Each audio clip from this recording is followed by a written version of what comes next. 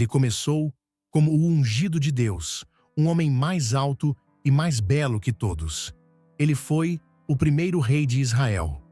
Mas a história de Saul é um conto sombrio sobre o peso da desobediência e a corrosão da alma pelo ciúme e pela paranoia. Sua vida não terminou em glória, mas em um campo de batalha ensanguentado, abandonado por Deus e atormentado por fantasmas. Hoje, viajaremos até o Monte Gilboa para testemunhar a tragédia final, a derrota e o desespero de um rei rejeitado. Descubra como o orgulho selou o destino de Saul, a morte de seus filhos e o fim da primeira monarquia de Israel.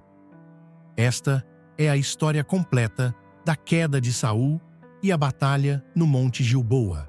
A história de Saul foi marcada por uma lenta e dolorosa descida.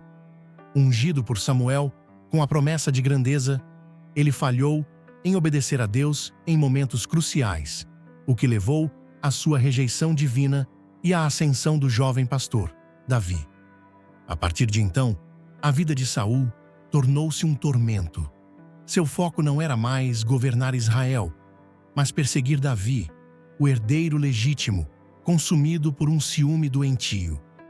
Quando chegamos ao clímax de sua história, Israel estava enfraquecida e dividida. Os filisteus, seus inimigos mais antigos e implacáveis, reuniram suas forças para um ataque definitivo, acampando em Sunem. Saul reuniu suas tropas no Monte Gilboa, um lugar de grande visibilidade, mas que se tornaria seu túmulo. O medo de Saul era palpável. Ele olhou para o vasto e organizado exército filisteu e seu coração tremeu em pavor. Ele havia perdido a bússola espiritual. Deus não lhe respondia mais através de sonhos, de profetas ou do Urim. Desesperado, Saul tomou uma decisão terrível: buscar a orientação no ocultismo. Ele disfarçou-se e, à noite, com 2 servos, viajou para Endor para encontrar uma feiticeira. Ao confrontar a médium, Saul pediu que ela trouxesse à tona o espírito do profeta Samuel, seu mentor, e o homem que o havia ungido e rejeitado. O que se seguiu foi um ato de profanação e terror. A feiticeira, assustada, viu a figura de um ancião envolto em um manto. O espírito de Samuel, ou uma aparição que assim se manifestou, proferiu um julgamento frio e final. Ele questionou Saul: "Por que me inquietaste, fazendo-me subir?" Saul, em seu desespero, suplicou por ajuda, dizendo que Deus o havia desamparado.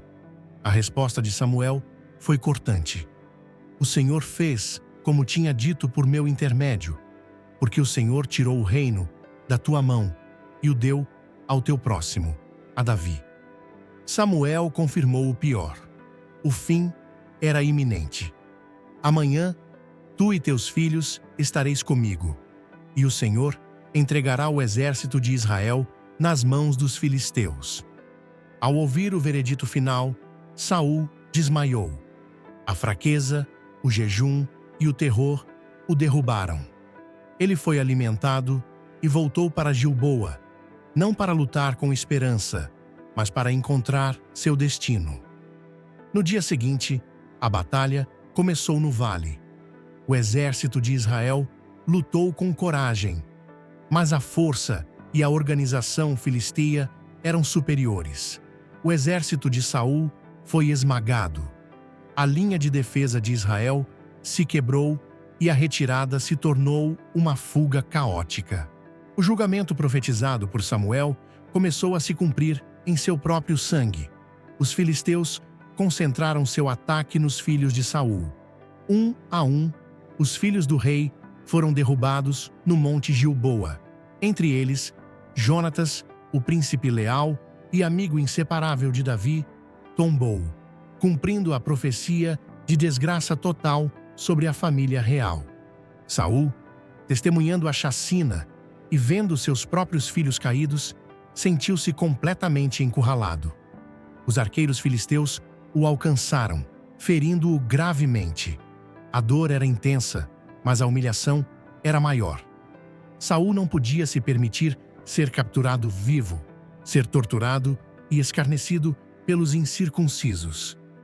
Ele chamou seu escudeiro e deu-lhe a ordem final: arranca a tua espada e atravessa-me com ela, para que porventura não venham estes incircuncisos e me atravessem e escarneçam de mim.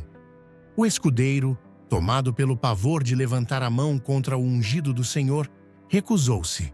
Saul estava sozinho. Seu destino, forjado pela desobediência, havia chegado. Ele tomou a sua própria espada, virou-a contra si mesmo e se lançou sobre ela. O primeiro rei de Israel morreu, não por uma flecha inimiga, mas pelas suas próprias mãos, em um ato final de desespero e orgulho. Ao ver o rei morto, seu escudeiro, em lealdade desesperada, também se suicidou.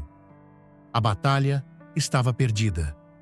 No dia seguinte, quando os filisteus vasculharam o campo, encontraram os corpos de Saul e seus filhos.